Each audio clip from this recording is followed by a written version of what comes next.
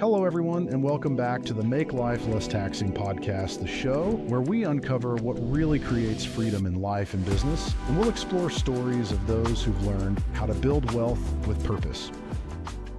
Welcome back to the Make Life Less Taxing podcast. Today, I'm joined by Jairo La Paz, founder of LP Wealth Group, a company born from Jairo's personal journey of turning adversity into financial empowerment. As a former competitive soccer player and now a trusted wealth strategist, he's helping first-generation families and athletes and entrepreneurs rethink the way they build and protect wealth. Jairo, welcome to the show. Thank you for having me. Jairo, can you share a little bit more about your story? It sounds fascinating just from the little bit that I said. Tell us a little bit more about who you are and the work that you do. Yeah, for sure. So I do wealth education and also wealth strategy. And so a little bit background on myself before I get into what LP Wealth Group is about. So as you mentioned, I'm a former student athlete. I played soccer growing up. And I come from a family of where my parents immigrated to the United States. And this uncertainty and lack of resources that I had growing up pushed me into where I am today. And so student athletes are very, very unique in that aspect because they are figuring out the world, and it seems very lonely. And so I want to make the world, their specific world, less lonely. And through that is creating these, environment where we can have open discussions about, financial education and their challenges, and bringing more awareness to the financial literacies that, they come about. And so from a, from my point of view, at a very early age, I lost my father in 2014. And my father was a very hardworking man, an entrepreneur himself. He built a real estate empire and had construction companies, roofing, interior rehab, etc. And so that really opened my eyes to, you have to work hard to, whatever you want in life, you have to work for it, and it's not going to come easy, and you got to have the right people in place, right? So that example pushed me to never give up or quit on myself. And that tragedy event that happened, there was no plan, there's no estate planning, there's no trust in place, there's nothing. My mom literally had to sell half of the real estate portfolio in order to get my brothers and I into college and support our basic needs. And she sacrificed a lot. And so I use soccer as a escape, right?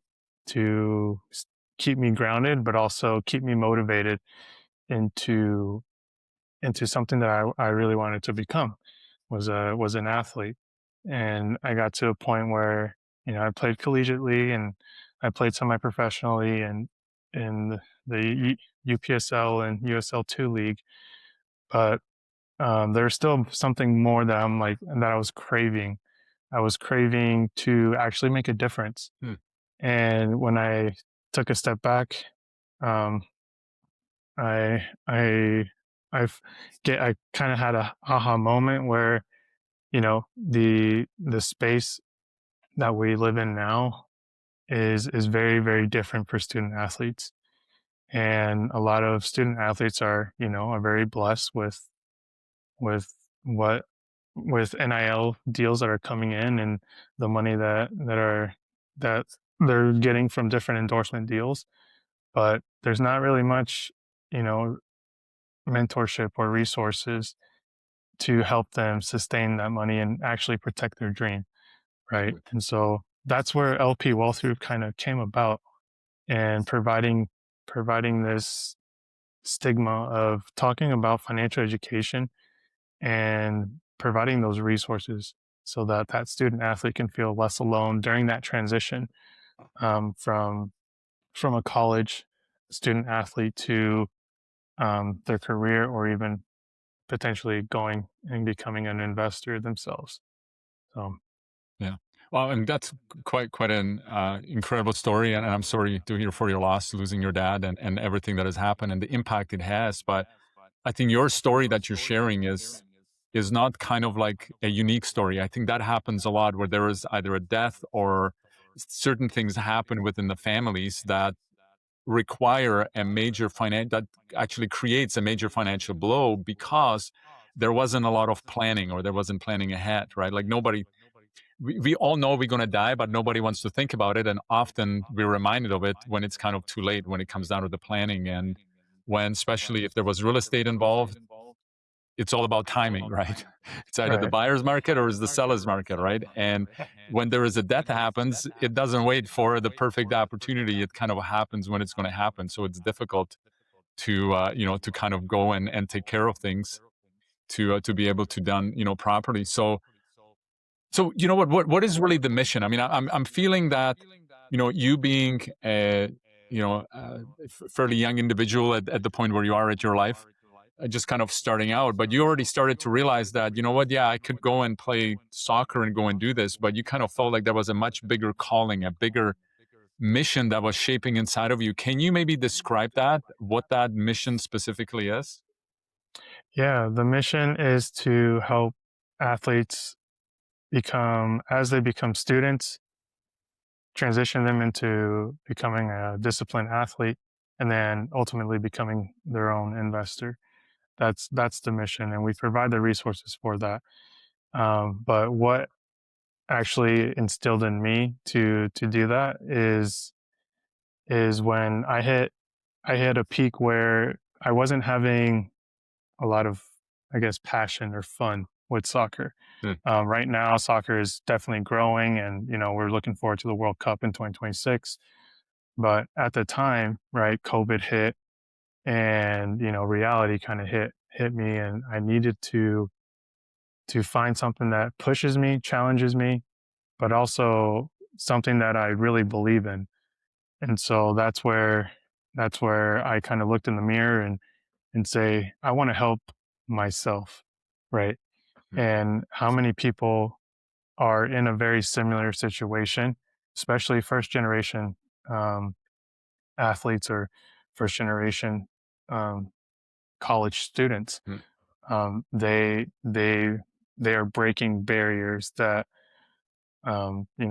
other students or kids their age that might have a different background, etc., that don't experience that, right? And so I want to provide that blanket of comfort to them, and through the education. And I'm a big believer of service and giving back. mm, And I love serving. The biggest thing I live by is serving your neighbor. mm, And anything that I can do to provide clarity, connect you to the right person, or even give me 30 seconds of your time, and I can help you get to the right direction where you want to be. And just because myself, I experienced that personally, jumping from different jobs at an early age, having different careers paths, failing a business. Um, yeah, there's just a lot of things that I've gone through where it's very unique, but also it's very real, mm. right? And I want to Yeah. keep that authenticity, and be very authentic with people and transparent. Yeah. Well, you know what? That's definitely coming through. And especially when, as I always tell people, there's two most important days in your life: the day when you're born, obviously, and the day when you discover why. And I think you're talking about this, right? Like you knew that soccer was something that you love and you enjoyed, but what it sounds like to me that you started to grow out of it, but what you have actually done, still taking the passion that you have, right? Being an athlete and potentially a pro athlete and moving in that direction, but knowing that there is a bigger mission, bigger vision, and kind of a movement that you want to go and start, and helping, other athletes that are in the same situation. And put out, when you look at the statistics, they're not very favorable towards people that go from where they're living in, uh, kind of, I'm going to call it a normal life, and then suddenly they come into a lot of money, right? So that could be, Yeah. professional athletes, or it could be people that win the lottery. Within 5 years, most of those people have more debt, more problems than they did when they were living, call it the normal life, before the winnings, or before they became an athlete. Well, and I think the reason for that is because they're not equipped to go and deal with this. And there's a little bit different rules when it comes down to when it's money. And unfortunately, I think maybe you've got more experience with this. When somebody suddenly start making money, they suddenly have friends they didn't know they had, and that becomes a problem because now somebody's got to go and manage it. And often the athlete wants to do the work that they're doing, being an athlete, not kind of thinking about business and taking care of the money side of things, right? Yeah. What's your kind of take on all of that? Yeah, I think you hit it right on the head where, this exponential amount of money comes in, but before the money comes in, you haven't even built these habits, Mm, right? These habits that equipped you to be more disciplined, um, prepare yourself, being organized, right? Having a routine for yourself, right? If, like, for example, if I'm waking up and I'm not making my bed or brushing my teeth, like, those things sound very, very simple, but it truly does make a difference. It make a difference in your life and in that day specifically. And so I'm a big believer where we have to build habits before we build these money habits. mm, Because again, we have to learn how to crawl before we learn how to walk, right? We can't just rely on our soul knowledge and think we know it all. We have to stay curious and continue to ask questions and continue to build these personal development skills where they're crucial into transitioning in any phase in your life. Um, and yeah, habits are a huge thing that LP Wealth Group we tend to educate on and build that personal day-to-day life plan for you. And then when the money comes in, you'll be prepared, mm. right? You start to recognize, okay, who do I want on my team? Um, what's a good deal? What's not a good deal? Um, and how do I actually track my money, right? What's an asset? What's a liability? What's debit, credit? These things are very, very simple, right? But we need to learn how money works, Mm. right? At the end of the day, it's just paper, and we provide value to that paper. So Yeah, no, no, we're going to point. It's having that foundation, and unfortunately, in today's society, there is a lot of advice out there online around everything, including money. But I think our society as a whole is really bankrupt when it comes down to understanding basic financial principles. And I think this is what you're talking about. Like, hey, what's the basic financial literacy? Do you know the basics?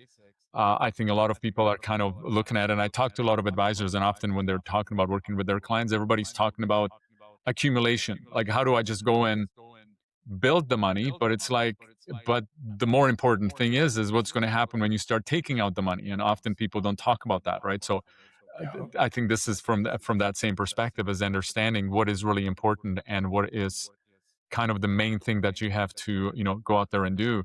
Now, you use the phrase rethink your thinking a lot on your website. right. Can you tell us a bit more about that? Yeah, rethink your thinking is challenging the traditional thinking, right? That we go through, right? We know that the traditional route where we go to school, um, we go to a 9 to 5 for 20, 30, 40 years, and then we retire, Mm, right? That's the traditional way of thinking, traditional way of doing things. Rethink your thinking challenges you to to kind of break into a new um, into your new self, mm, right? It sparks that curiosity within yourself where you continue to push yourself into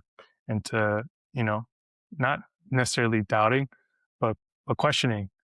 Am I supposed to be focusing on this financially or not? Or am I supposed to do this? But at the end of the day, you want to challenge the traditional aspects of this life, because that's where the juice is. That's where you're actually going to personally develop yourself into the person you want to be. And so that's why we talk about rethink your thinking a lot. Um, and Yeah. yeah, Yeah, no, that's great. Listen, that's what Make Life Less Taxing, the podcast, that's what it is. Make Life Less Taxing is not just about tax as in the financial realm, but it's life is taxing in all areas. And we also have a movement, and that's what you just talked about. We call it Keep What Is Yours and Break Free. Break free from the traditional financial systems, from the educational systems, right? From the traditional way of thinking or believing and the behaviors you have. So, your rethink your thinking goes along the same way. Like, people have to realize that where they are right now is their fault, right? Like, yeah, it's where they are right now is because of the choices they've made. But it goes even deeper than that. It's the everyday small little habits, small little things that they have done. Like, somebody, if they're successful or if they're not successful, is not about making one big giant decision like, hey, what house you're going to buy, who you're going to marry, and what car you're going to buy. Yeah, those are important decisions, but the level of their life or success or the lack of success that they have is 100% dependent on the small little, and I call them stupid little things that you do that are either helping you to get closer to who you want to become or taking you further away from that, right? And yeah, often, I think the easiest example of that is, as a side money, is like our health. Listen, I used to be 260 pounds. I was like way overweight. I look at the pictures and I'm thinking, what was I thinking? And then I'm like going, oh yeah, that's right. I wasn't. Because literally, I wasn't really concerned about it, right? I just thought, yeah, hey, everything was fine, until you really start thinking about it and you start to realize, right, that the choices that you make on a daily basis. And let me tell you, I would be probably the best fattest person in the world, because it would be very easy for me to go get back to that weight. But now I'm still making decisions every day that I was making before, because nobody forced me to be yeah, 260 pounds. Nobody pointed a gun at me and says, okay, eat that food. I made a choice and I put it in my mouth, right? Voluntarily. yeah, Same way right now, I've got to go and make those choices. Where when we talk about finances, it's really the same thing, right? And unfortunately, most of us growing up, the advice we were given was not there to help us succeed, right? And unfortunately, yeah, the traditional, even financial services industry is not really there to help people succeed, right? It's there to sell more of their products. And I'm not yeah, sure if I share this with you. I called myself a recovering CFP, because I thought that I was in the business helping people. And then one day I realized that the advice that I got was there more, not necessarily to help people. And I'm not bashing the whole industry, but I started to realize that I wasn't really helping people as much as I could be. I was just really trying to go and sell more products for yeah, the institutions, because that's what they were teaching me how to do. yeah. And it's very interesting how, depending on where you're at, the focus is different.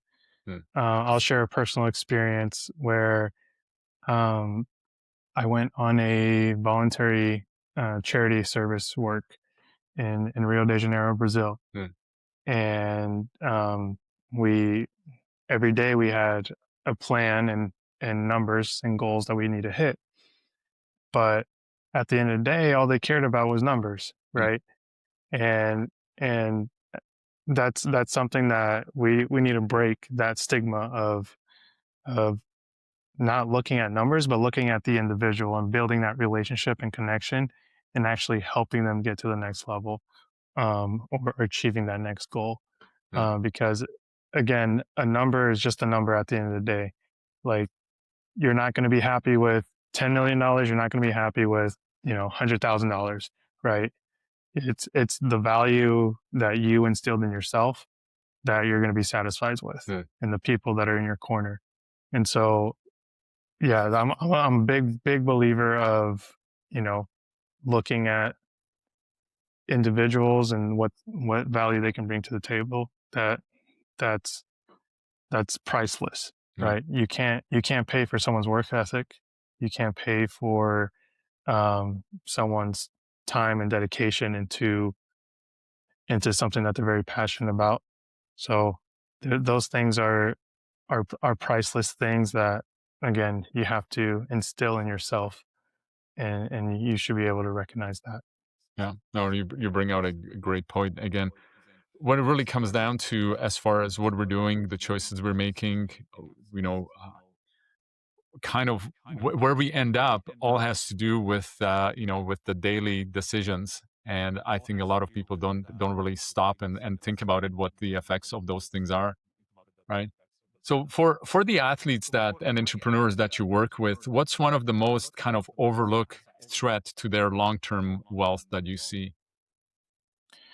Yeah, the biggest thing is I actually just came back from a speaking to some athletes in at the University of Nevada in Reno specifically. And one of the biggest things I'm seeing right now is, you know, people they they're not true to themselves. Mm. What that means is they're trying to please other people, Yes. right? Like, for example, the only reason I'm doing this degree is because XYZ family member, XYZ friends told me to, or they haven't done they weren't true to themselves, that like, hey, I'm actually not really passionate about that, or hey, this is actually not as interesting as I thought, right? And so I think you have to be true to yourself, and in order to recognize, like, okay, this is what I like and this is what I don't like. And the earlier you're able to recognize that in yourself and instill that, you'll be way better off into being satisfied with yourself and your decision making, but also getting to the point where you want to be from a career aspect or even from an individual aspect.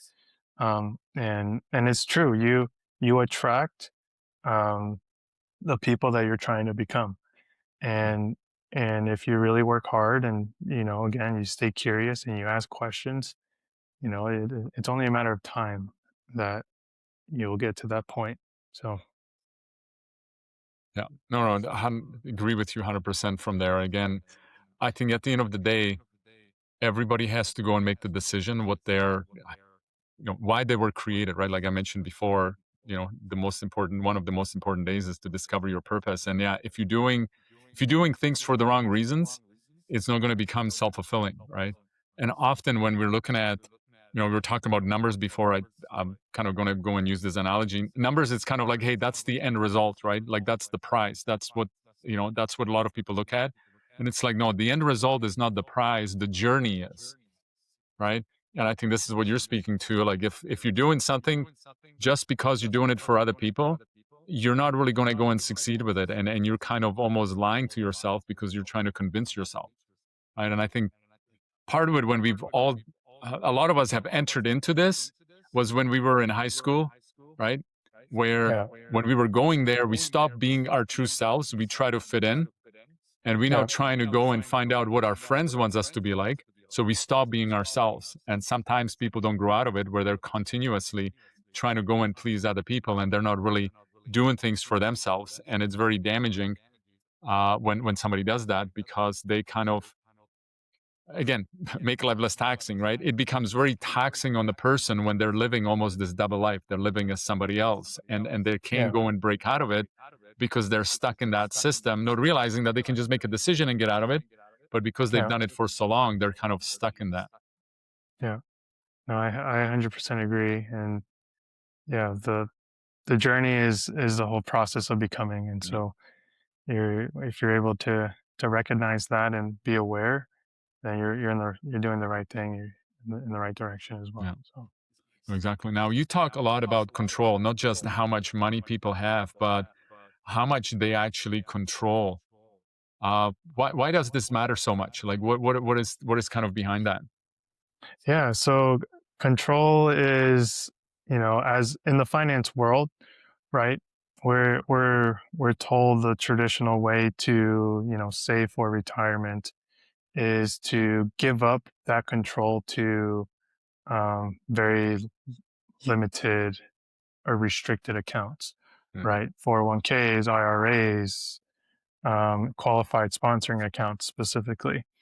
And so for me is what's something that gives me control, what's something that gives me flexibility, but what's something that also kind of provides the same benefits on the long run.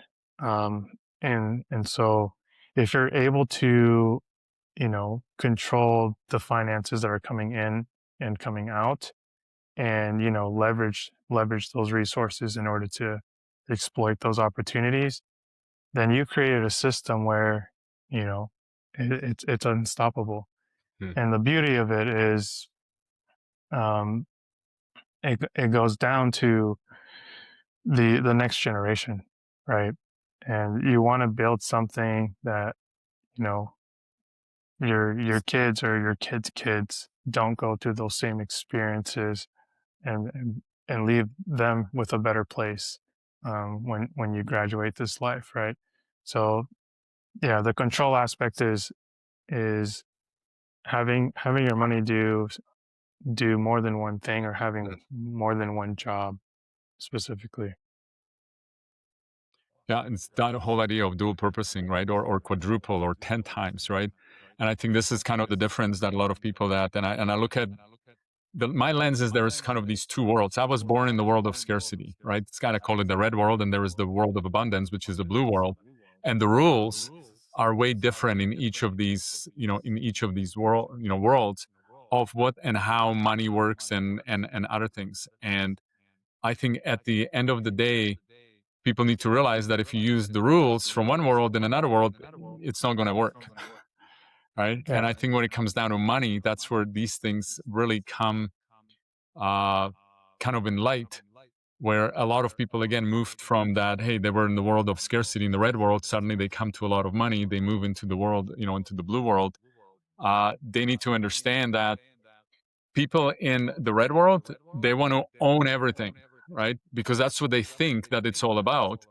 Where people that are in the blue world, they understand it's not about the ownership, it's about the control of the asset, right? And a Yeah. lot of them understand in the blue world that if they're going to go and make money, they want to take that money and put that somewhere where it's going to make them more money. So their money is making more money. Unfortunately, people and the world that I was born into, it was all about like going and buying stuff. And then at the end of the day, yeah, you might have the stuff, but you got to go and spend more on it. It's not generating any cash flow, it's not generating any more money. And again, it's a very simple concept, but most people in the red world never hear about it, right? That's why we need somebody like yourself that can go and start having those conversations and showing them that no, actually what you want to do is you want to take $1 and you want that dollar, and I love this explanation, you want that dollar to have babies and then go and Correct. spend the babies, because you know that next month that dollar is going to make more babies. Where Yeah. unfortunately in the red world, that dollar gets spent and there is nothing left, you know Yeah. so I think from that perspective, having control over those things. And again, I like what you just kind of mentioned, that a lot of people, they think they're having control in the red world, but they're really giving up the control to other things because they don't understand how something works. Where in the blue world, people do understand that it's all about control, Yeah. right? And that's where you rethink your thinking kind of comes into Mm. play again, right? That's where you need to challenge yourself. You need to do that homework. You need to do your own due diligence, because you can hear so many different opinions, so many different things. But again, you have to make the decision. You're the Yeah. decision maker there. So Yeah. the finance world is very diverse, and they offer a lot of opportunities where you can learn different things. And the more you understand how money works and kind of where money flows in your own personal life, but also where your money is going, I think that's the first step where you can actually start recognizing that control, Yeah. and help yourself with that. So how does the strategy that you're talking about allow someone to really reclaim control without sacrificing liquidity and growth? Yeah, for sure. So the my wealth strategy is high cash value life insurance. That's the strategy.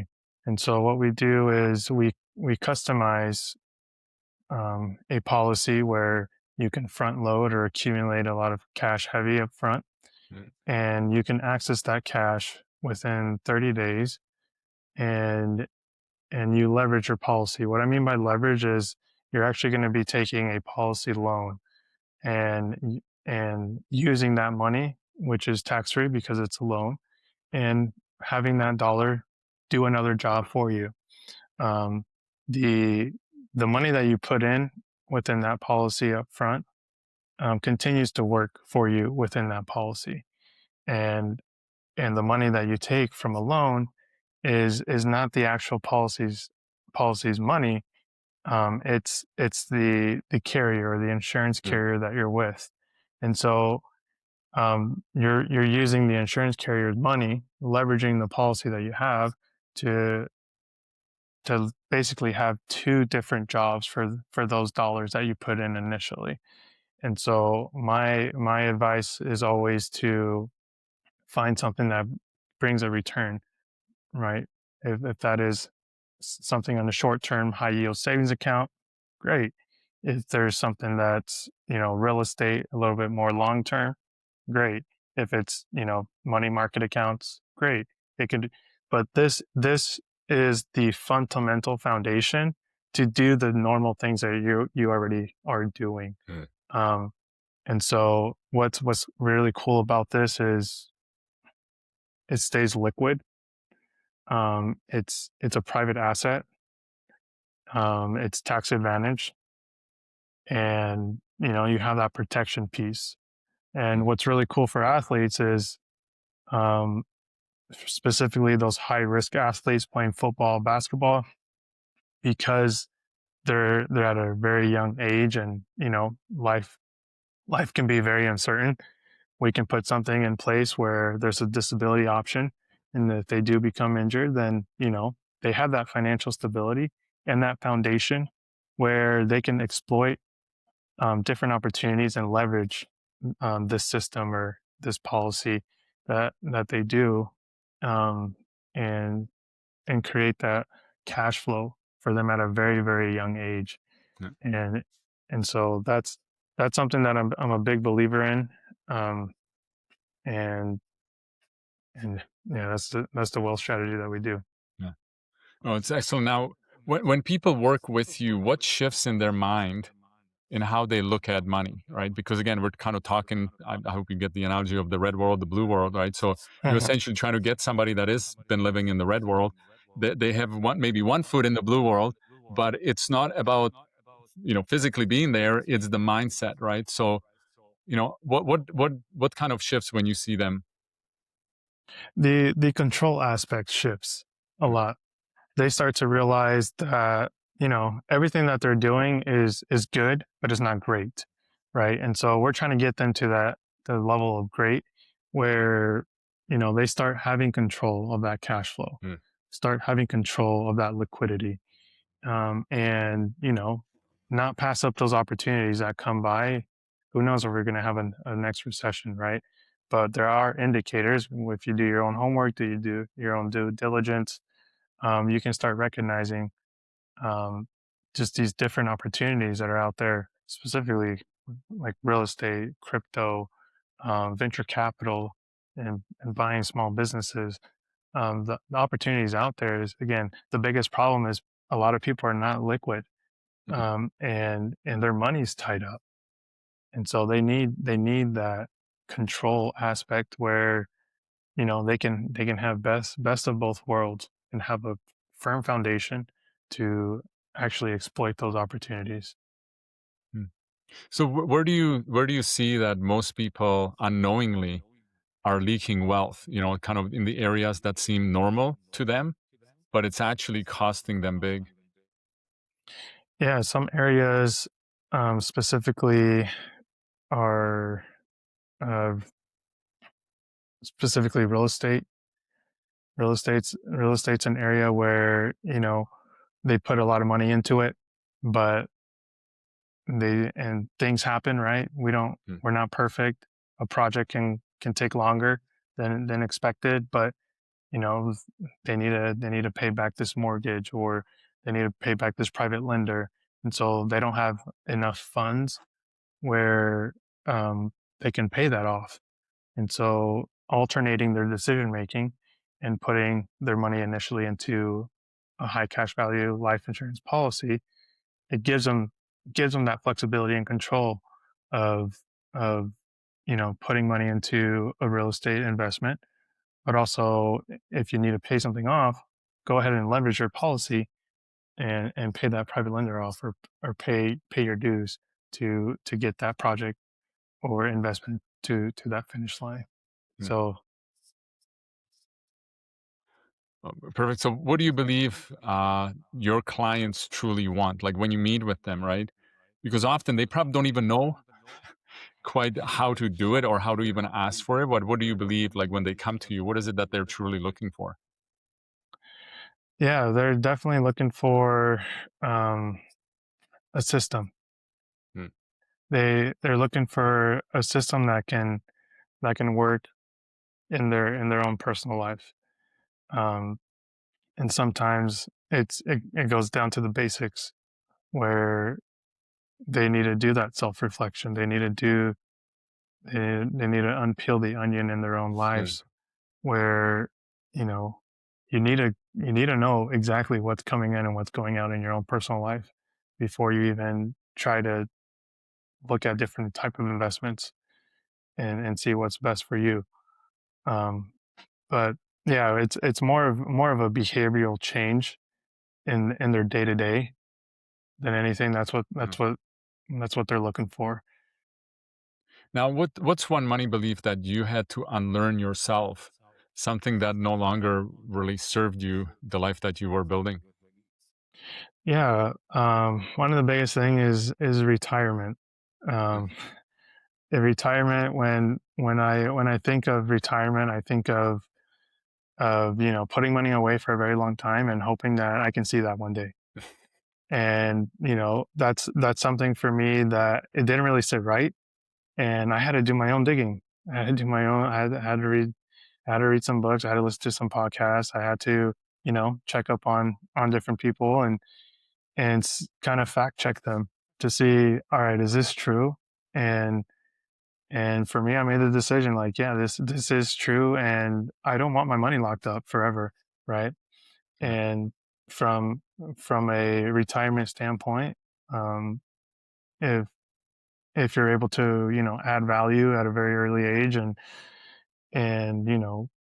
have enough financial backing where you can start creating cash flow for yourself and play the long game with the policies that I have in place for myself and my family, we're going to be okay on from a retirement phase. We Yeah. don't need to solely rely on you know hard tangible assets, because we know that this vehicle gives us that flexibility and gives us Yeah. that control to do so. Yeah. Now you work with a lot of people building legacy. When you think about legacy for, for yourself, either outside of the business or in life, what do you want your kind of life and business stand for? Yeah, when I think of legacy, I want it to be something that my way of life is very very simple. Is is is something that I want to bring more clarification on how you should go about your own life. Um, and it's something that where you need to be independent to the Mm. point where you need to continue to be hungry, continue to spark curiosity, continue to ask questions, continue to learn. Because just because I got a degree or just because I got an education doesn't mean I stop there, right? This again, the simple things are the Mm. things that are going to bring about those great things that you want in life. And so, yeah, just living a very simple life. That's the legacy that I want to leave and um building that confidence in yourself to do so. Mm. Now, let's say someone's listening right now and they're ready to rethink their wealth strategy. What do you want them to kind of question first? What's kind of the first questions they should be asking themselves? Yeah, for some of the questions you should be asking yourself are, where's my money going? Mm, What does my own personal balance sheet look like? And what are the things that what am I interested in? Right? Because there's a lot of things where you can put your money in, but if you're not interested in that, then why are you doing it? mm, You know? And so, yeah, just again, ask yourself these questions and self-analyze, and you'll find things. You can put your money in a lot of different things, right? But again, you need to know yourself. You need to know, again, what's going in, what's going out, mm. and also you need to know exactly what you're interested in. And sometimes you need to know if you're going to be aggressive or conservative as well, right? And that Mm. goes back to what's coming in, what's coming out, and those would be the first few questions of self analyzing kind of your own situation and getting you to that first step. Yeah. And again, it all comes down to planning and everything. Listen, as we come in to wrap up our talk here today, I've got call them 4 rapid round questions. One answer question. That's usually what it comes down to. Is there a favorite book that shaped your thinking? Yes, Rich Dad Poor Dad, Mm. Robert Kiyosaki. I like that book, as I shared. That's actually, I'll share this with you. That book actually destroyed my financial career because after I got my CFP, I read that book. There, Robert's telling me that my house is not the biggest asset. And I'm like, going, hold on. I just spent a year studying for CFP. I just got it. And they were telling me that that is the biggest asset that most people are going to have. And now you're telling me it's not. And he helped to kind of reshape and redefine what asset is. An asset, as I was talking about before, wealthy people, asset is something that generates cash flow. Mhm. And pretty well, most people that have a house, it generates expenses. It doesn't generate cash flow, right? So no, that's an excellent book to read. Is there a morning habit or ritual that you swear by? Yes, pray. I pray.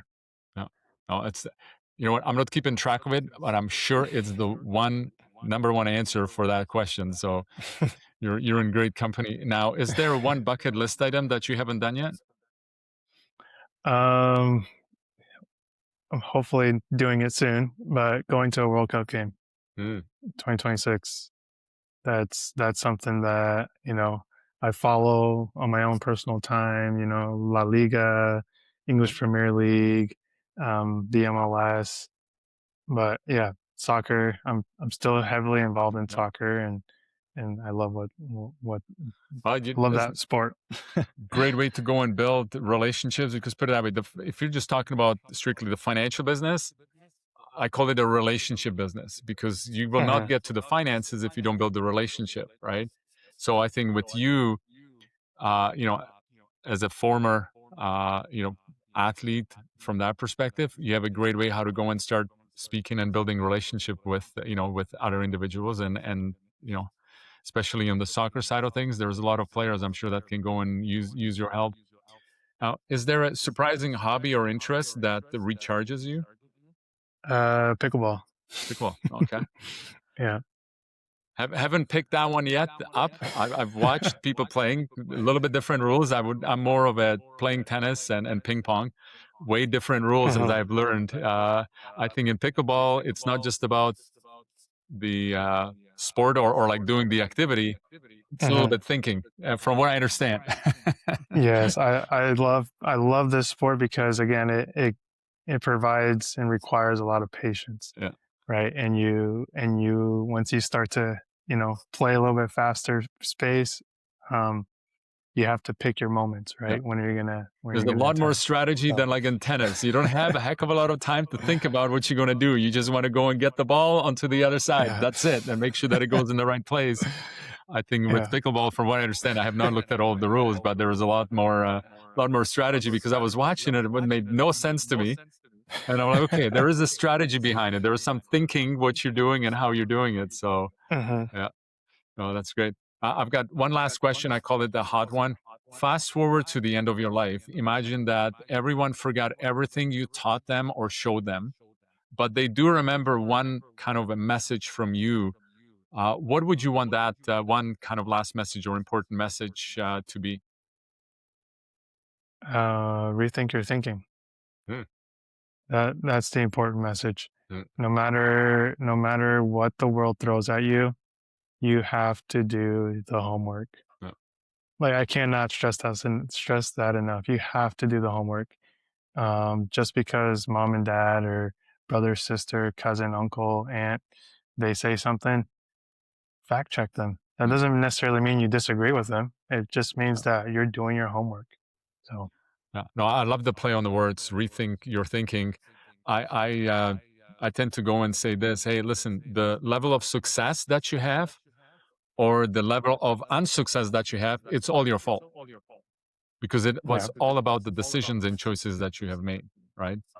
And yeah, yeah, if you're not getting the right results, it just means that you're not asking the right questions, and you need to rethink kind of your thinking and what you're doing and how you're doing it. So I really love that. Hey, Jairo, thank you so much for sharing your journey.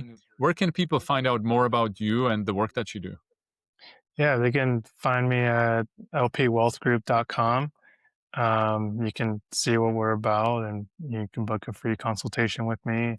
More than happy to, we can talk business, or we can even talk kind of what you're trying to aspire in your personal Mm, life. I'm always happy to help out. And yeah, just know that you're not alone in this journey. perfect. So if you're listening, be sure to check out Jairo's website and all the resources that he has. Connect with him. We'll have all of the links in the show notes. Jairo, thank you again for your time and your message. And remember, making life less taxing isn't just about money. It's about freedom, clarity, and purpose. Keep building wealth, keep protecting your legacy, and keep living the untaxable lifestyle. We'll see you next time on the Make Life Less Taxing podcast. Thank you again, Jairo. Thank you. Thank you for having me. Thanks for joining us on this episode of Make Life Less Taxing podcast. Be sure to check out our other top advisor interviews at makelifelsesstaxingpodcast.com.